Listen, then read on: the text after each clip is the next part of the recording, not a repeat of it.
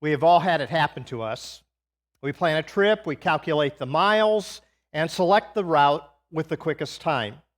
And then it happens, we come to a detour. Perhaps it's just that orange sign that says left lane closed ahead.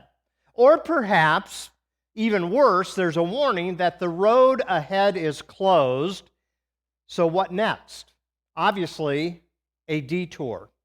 Now, since the development of smartphones and GPS assistance, we will get rerouted to our destination.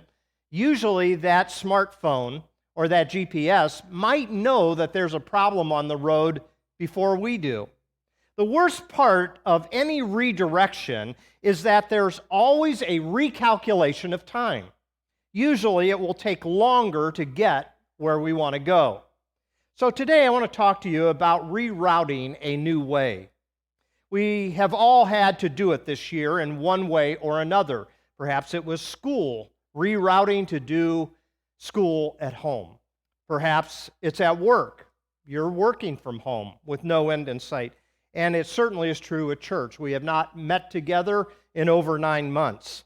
So the pandemic saw to it that your goals would be delayed, your vacations might be canceled, and your socializing would be limited. Everything changed. What's worse is we have no idea when we'll be able to get back on the main road. What is true about a road trip is often true about life, too. How many of you have ever imagined that your life would turn out as it did? Just rewind, imagine maybe 20 years ago. Did you imagine yourself being where you are today 20 years ago? Probably not. There were probably some detours along the way. For most of us, we have experienced multiple detours at times. We've lost a job, or worse yet, maybe we've lost a loved one. Maybe we were diagnosed with an illness we never thought we would have. Maybe we lost some friends along the way. Maybe it was their fault, maybe it was our fault. We began a spiritual journey and we discovered that what we have been taught all our lives does not sync up with reality. All of these things are detours. Maybe we realized we have been conditioned to look at life only through a certain set of lenses, and we're not allowed to question those sets of beliefs. Maybe we've lost our faith along the way, and we're trying to find the way back to some type of certainty. Life has all kinds of detours along the way. So all of us are on a journey traveling kind of 1 mile at a time without the assurance that we will make it to our destination without a detour. Now, where there is a detour, there is the need to reroute. As we use a navigation app of some sort, it adjusts along the way. We hear that man's voice or that woman's voice recalculating, right? Somehow it knows how to get us to the same destination using a different means. Maybe it's seeking a better way that I don't know anything about. Perhaps I'm in an unusual city to me, and I don't know the roads, and I just have to trust the GPS. But most of the time, when that rerouting occurs, we're mad because we're calculating in the back of our mind, how much time am I losing? Am I losing 15 minutes? Am I losing a half hour? So we are all concerned about that 15 or 20 minutes. But perhaps we don't think of it this way, but perhaps that's rerouting us around an accident, let's say. And if that's true, maybe that person or family involved in that accident might have had their lives changed forever if it was fatal. We don't think about those things. All we think about is being interrupted. And so during this year of waiting that we've come through, some of us have waited well, and some of us have not. Some of us have embraced some of the detours, and most of us calculate how much time we lost because of the pandemic. Well, the loss of 15 or 20 minutes just might take you down a different path that brings more beauty or more interest going the other way. Rarely do we think of that, but perhaps that GPS is going to reroute you through some beautiful terrain. Richard Rohr has written a book entitled Everything Belongs. Now, the title is a little misleading because at first glance, we might think that everything belongs because God caused it to be that way. Well, I've kind of rerouted my thoughts on that a little bit. I no longer believe that God runs the world that way. I don't see God as an air traffic controller who insists on everything being in the right order before it will work. Maybe I think of God more as a chess master that is able to reroute us when we experience life's detours that we have chosen, or maybe it has been imposed upon us. He has the ability to respond to a million different moves, no matter what they may be.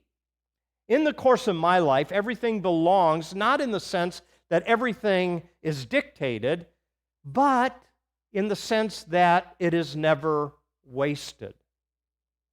Nothing in our lives works for the best, even though we will quote, all things work together for good for those that love God.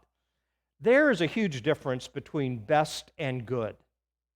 We think that when all things work together for good, we have in mind that everything is always the best, and we know that is not true.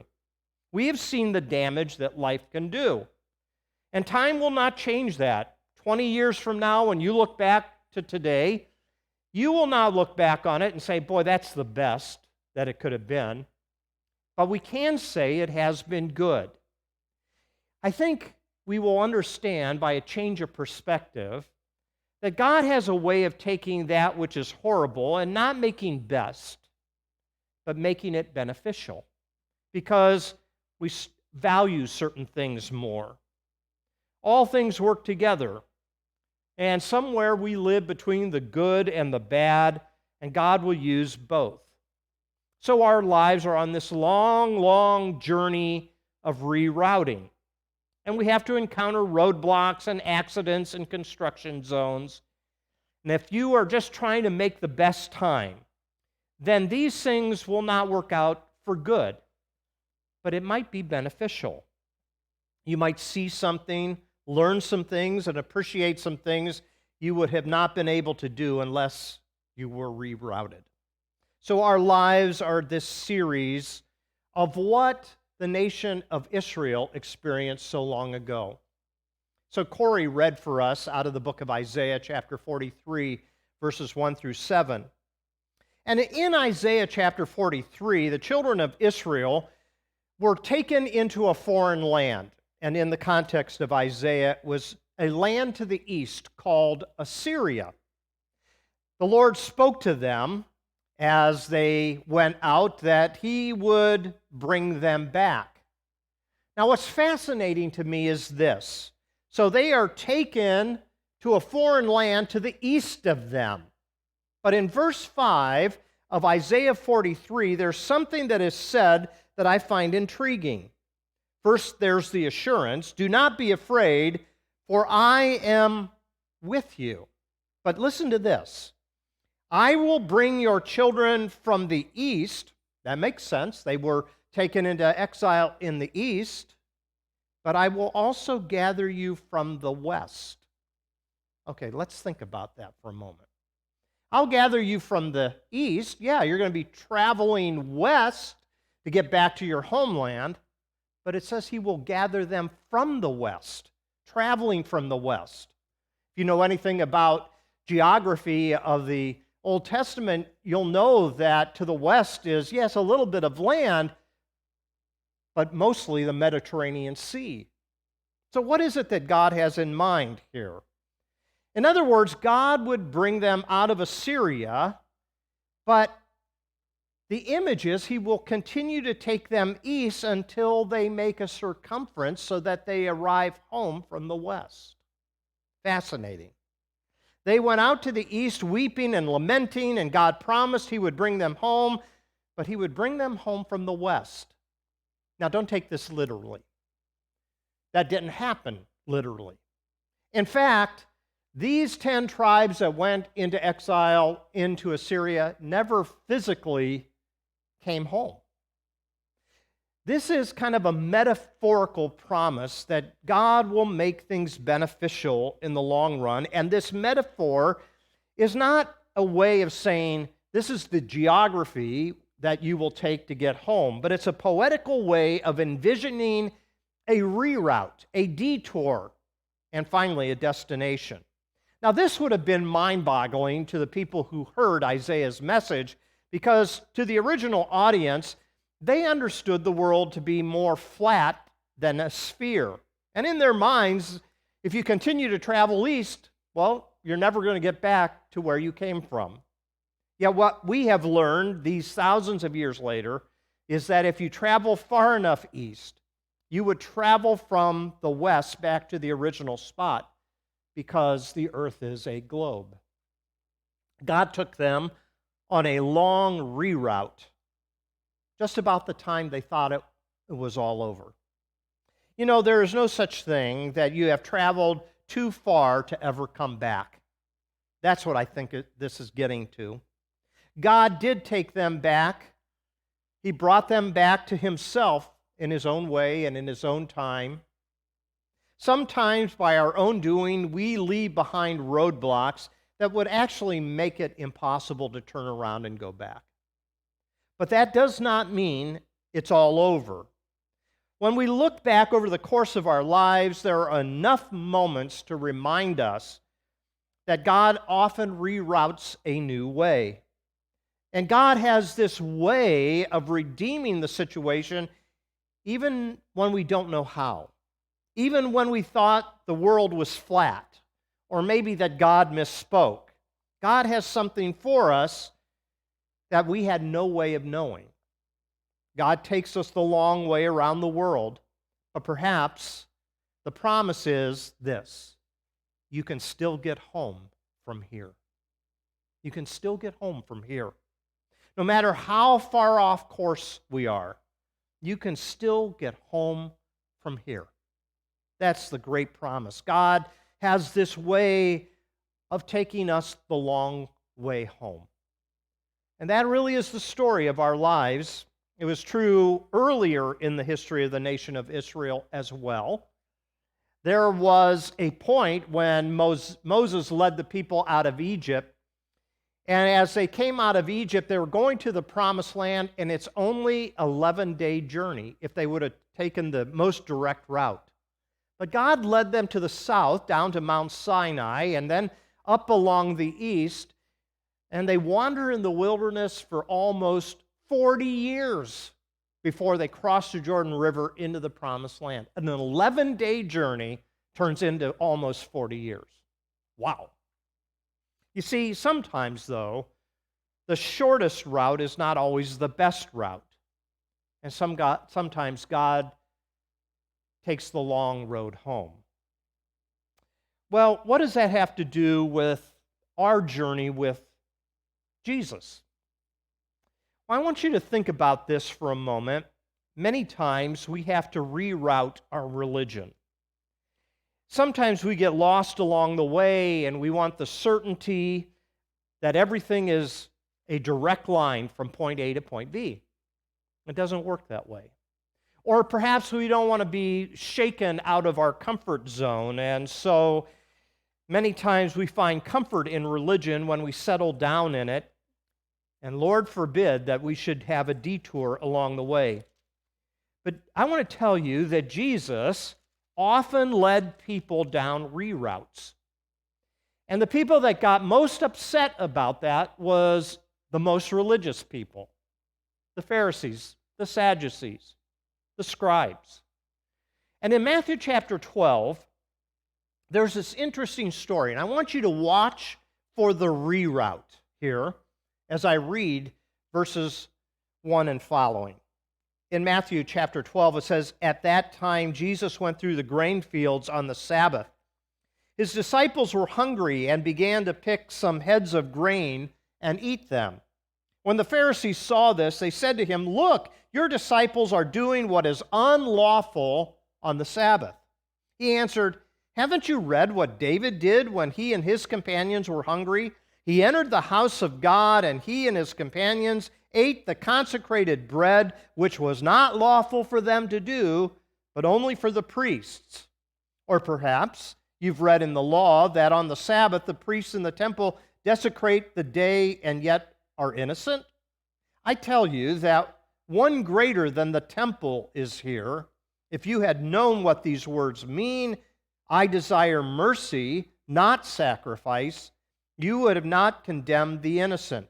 For the Son of Man is the Lord of the Sabbath. Did you see the reroutes there?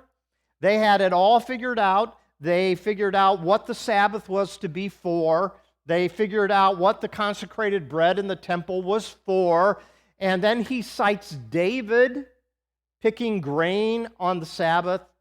He cites David eating some of the consecrated bread in the temple. And God was okay with that. You see, Jesus is beginning a reroute. Now, here comes one that's really going to upset them. It tells us here in verse 9, going on from that place, he went into their synagogue, and a man with a shriveled hand was there. Looking for a reason to accuse Jesus, they asked him, "Is it lawful to heal on the Sabbath?"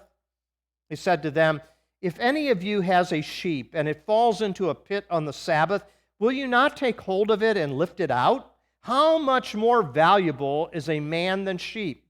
Therefore, it is lawful to do good on the Sabbath." That's the bottom line. That's the reroute that he's getting to. Then he said to the man, "Stretch out your hand." And so he stretched it out, and it was completely restored, just as sound as the other. But the Pharisees went out and plotted how they might kill Jesus. Hey, this miracle, the healing of a shriveled hand, could have waited to another day. Jesus didn't have to do this on a Sabbath. It wasn't a life and death situation. But Jesus is going to use this situation to reroute these religious leaders.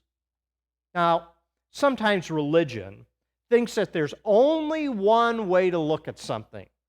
You have to think a certain way, you have to believe a certain thing, or act a certain way, and if you get off that path, then you have sinned. And if the religion is strict enough, you could be defrocked or defamed or verbally destroyed. That's what Jesus experienced many times from the religious leaders.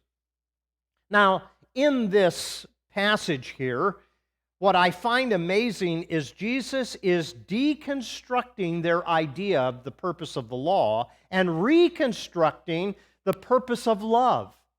It's the purpose of love that reaches out to the man with the shriveled hand. This man with the shriveled hand becomes symbolic to all of us because we have a shriveled soul. And Jesus is willing to reach out to us if we are willing to reach out to them.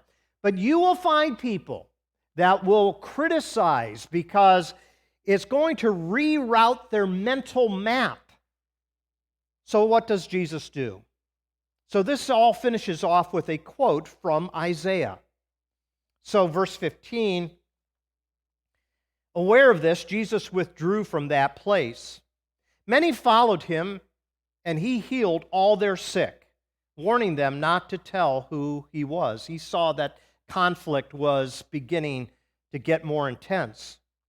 This was to fulfill what was spoken through the prophet Isaiah. "Here is my servant whom I have chosen, the one I love and whom I delight. I will put my spirit on him, and he will proclaim justice to the nations. He will not quarrel or cry out. No one will hear his voice in the streets." And then I love this. "A bruised reed he will not break, and a smoldering wick he will not snuff out, until he leads justice to victory. In his name, the nations will put their hope." Now, it's interesting that Jesus goes to Isaiah because We have been in the book of Isaiah for the whole month of December, and what we have encountered has been reroutes. Reroutes that the prophet Isaiah has been giving us about this one who is wonderful counselor and mighty God and the everlasting Father and Prince of Peace. But in this particular quote from Isaiah chapter 42, the chapter right before the one we just read in chapter 43, he says that he will not break a bruised reed. He will not snuff out a smoldering wick. So what is weaker than a bruised reed or the smoldering wick? A reed grows in a marshland, and a duck could land on it and bend it over. Or perhaps a hiker is going through there and can break a reed. Then, how about a smoldering wick? It might have a little bit of spark left in it, but it's almost smothered. Even an infant's breath on his or her first birthday could blow that out. But not Jesus. The weak things that are described here, the smoldering wick and the bruised reed, are held gently in God's hand of grace. He knows we're weak and we're fragile. He loves us, and He gently reroutes us in His time. We never need to shrink back from His touch. Just stretch out your hand, stretch out your arm, stretch out your soul. Most of us have lived too long on this earth to know that not everything works out for the best. It just doesn't. And if religion tries to convince you that everything works out for the best, you really do need a reroute. There's too much in this world that's wrong. But whatever the best is, even if we've lost it, there's something better. And that is what's beneficial. And that's where God comes in as this master chess player that's able to take the pieces that have been captured or fallen over. Some things will work out for the good, but usually it's the long way home. And sometimes we feel that we've traveled all the way around the world. And sometimes we wonder if we are ever going to get there, and then all of a sudden, out on the horizon, there's something that peaks up. It's the sun that is rising as we're traveling from the west, and all of a sudden we begin to have new hope inside of us. We are all road singers along the way.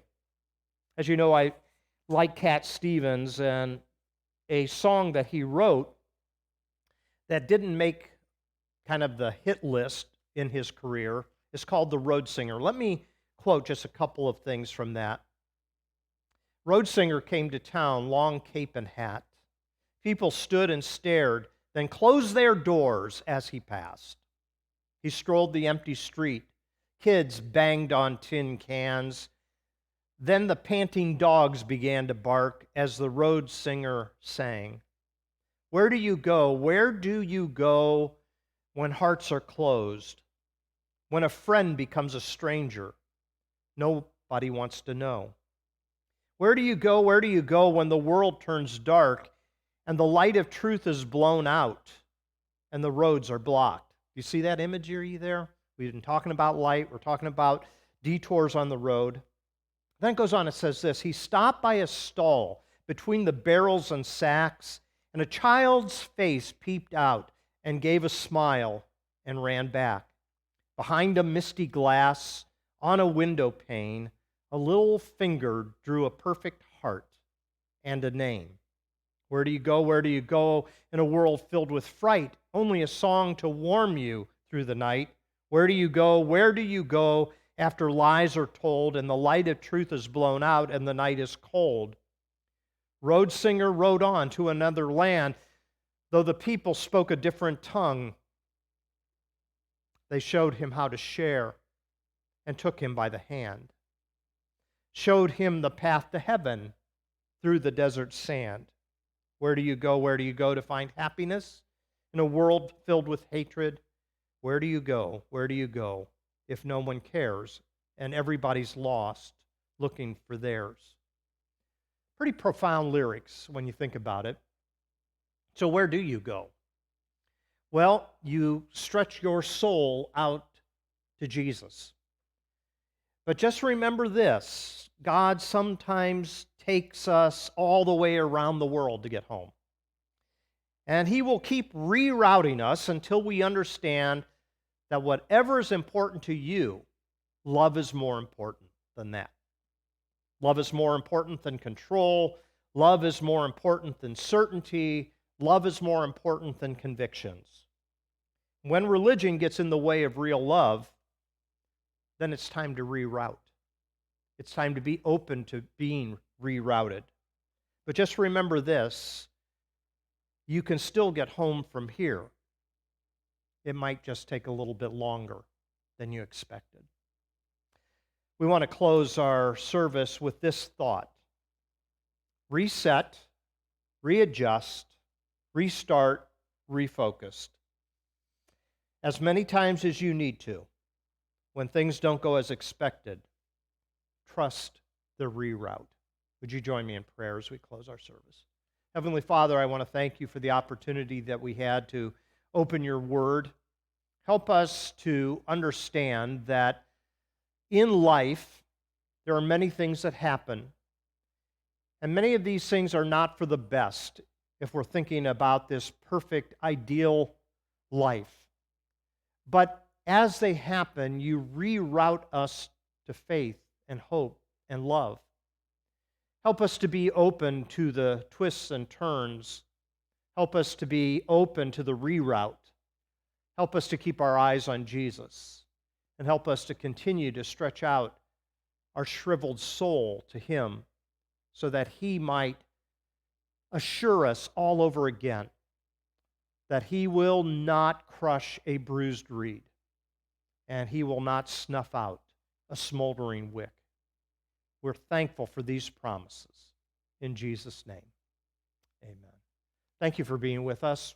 We'll see you next week. Have a great week, everyone.